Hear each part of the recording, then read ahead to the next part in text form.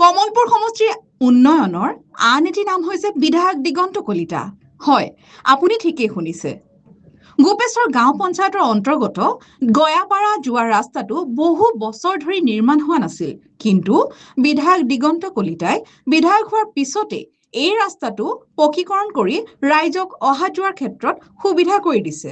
যিটো দৰাকৰাৰ যিটো গায়াপাৰাৰ যিটো আমাৰ শংকৰদেৱৰ যিটো সোমৰ ৰাস্তাটো সেই ৰাস্তাটো আগতে বহুত মানে অহা যোৱাত কষ্ট হৈছিল, বিশেষকৈ ল'ৰা ছোৱালী স্কুল অহা যোৱাৰ সময় বোকা পানী আছিলে, গাড়ী চাড়ী হেৰি হৈছিল। কিন্তু এতিয়া যিটো আমাৰ বিধায়ক মহোদয়ৰ হেৰিত মানে আহিছে, চেংচন কৰিছে, সেই ৰাস্তাটো হোৱাৰ কাৰণে মানে আজিকালি অহা যোৱাত মানে বিশেষকৈ মানে স্কুলৰ অহা যোৱা ল'ৰা ছোৱালীখিনি আৰু সময় কম লাগে, আহিব ভাল বা ব্যৱসায় বাণিজ্যৰ ক্ষেত্ৰতো ভালেই হৈছে। তাৰ কাৰণে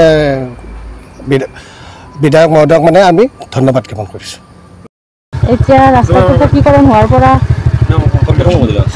যাতায়াত ব্যৱস্থাটো বহুতেই ধুনীয়া হৈ গৈছে আৰু ওচৰতে স্কুল আছে, আমাৰ স্কুলৰ ল'ৰা ছোৱালীখিনিও ভালকৈ অহা যোৱা কৰিব পাৰিছে। সমষ্টিৰ বিধায়কে আমাক যিখিনি ৰাস্তাটো পকীকৰণ কৰাত যিখিনি তেওঁ আগভাগ লৈ পেলাই যিখিনি আমাক কৰিছে সেইখিনি খুবেই শলাগ ল'বলগীয়া।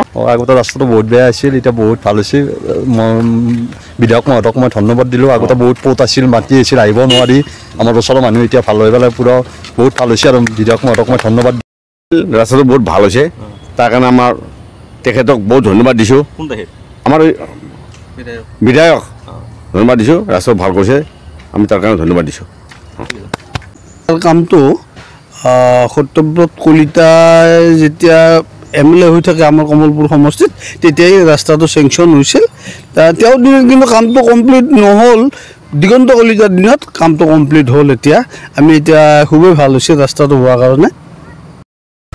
দিগন্ত কলিতাক আমি অন্তৰৰ পৰা ধন্যবাদ দিছোঁ। তেখেতে আমাক বহুতখিনি দিলে আৰু হয়তো পিছলৈ আমাক দিব, তেখেতে আমাক না নকৰে। এই ৰাস্তাটো আগতে বহুত বেয়া আছিল, এতিয়া তাৰমানে আমাৰ যি চৰকাৰ আছে তেখেতসকলে যিটো ৰাস্তা বনালে, এতিয়া সৰু ল'ৰা ছোৱালী হওক বা ডাঙৰ তেখেতসকলে অহা যোৱাত বহুত সুবিধা হৈছে। গতিকে তাৰ বাবে ধন্যবাদ দিছোঁ অসম চৰকাৰক। লগতে আমাৰ পঞ্চায়তৰ যিখিনি মেম্বাৰ আছিল আৰু আমাৰ গাঁওবুঢ়া তেখেতসকলৰ সহযোগত আমাৰ এইখিনি ৰাস্তাটো খুবেই ভাল হ'ল।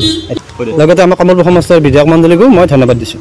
ৰাইজে ভাল। দৰাকহৰাত থকা শংকৰদেৱ শিশু নিকেতন স্কুলৰ নতুন ভৱনটো বিধায়ক দিগন্ত কলিতাৰ পৃষ্ঠপোষকতাতে নিৰ্মাণ হৈছে। 2023 চনত আমাৰ MLA ডাঙৰীয়াই মানে আমাক সাহায্য হিচাপে আমি তেওঁৰ ওচৰত দিগন্ত কলিতা তেখেতে আৰু আমাক ক'লে ঠিক আছে মই এটা ব্যৱস্থা কৰি দিম। সেইবুলি তেওঁ এই ৰাউণ্ড টেবল নামৰ এই যিটো NGO তেওঁলোকক দিলে সুবিধাটো, আমাৰ লগত কথা বাৰ্তা পাতি তেওঁলোকে ক'লে যে আমি ঘৰ বনাই দিম, এনে কথা। আৰু সেই হিচাপে তেওঁলোকে আমাক দিলে, যথেষ্ট দিছে, আমাক খুব ভাল কাম এটা কৰি দিছে।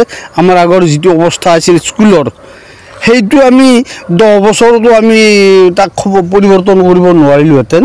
কিন্তু MLA আমাক এইখিনি এটা ভাল সুবিধা দিছে আমাক, আমি এইটো কথা নাপাহৰোঁ। গয়াপাৰা ৰাস্তাটো আমাৰ দিনত সম্পূৰ্ণ হৈ উঠিল। সেই ৰাস্তাৰ ওচৰৰ দাঁতিতে এখন শংকৰদেৱ শিশু নিকেতন আছে, একেবাৰে জৰাজীৰ্ণ অৱস্থা আছিল। আজি এই শিশু নিকেতনখন এক পূৰ্ণাংগ ৰূপ লৈছে, RCC বিল্ডিং হ'ল। তেওঁলোকৰ ল'ৰা ছোৱালীয়ে এতিয়া বিদেশত ফুৰিবলৈ যোৱাৰ এটা আমি ব্যৱস্থা কৰিছে। আজি ৰাউণ্ড টেবুল কনফাৰেন্সে আমাৰ অনুৰোধ মৰ্মে বিল্ডিংটোক পূৰ্ণাংগ কৰি উঠিছে আৰু ভৱিষ্যতে এইখন শিশু নিকেতনে যাতে সুন্দৰকৈ ছাত্ৰ ছাত্ৰীক গঢ়ি তুলিব পাৰে, তাৰ কাৰণে আমি ভগৱানৰ ওচৰত কামনা কৰিছোঁ। নতুন ৰাস্তাটোৰ বাবে ৰাইজে বাৰুকৈয়ে প্ৰশংসা কৰিছে দিগন্ত কলিতা ডাঙৰীয়াক। Bureau report, Baihata live.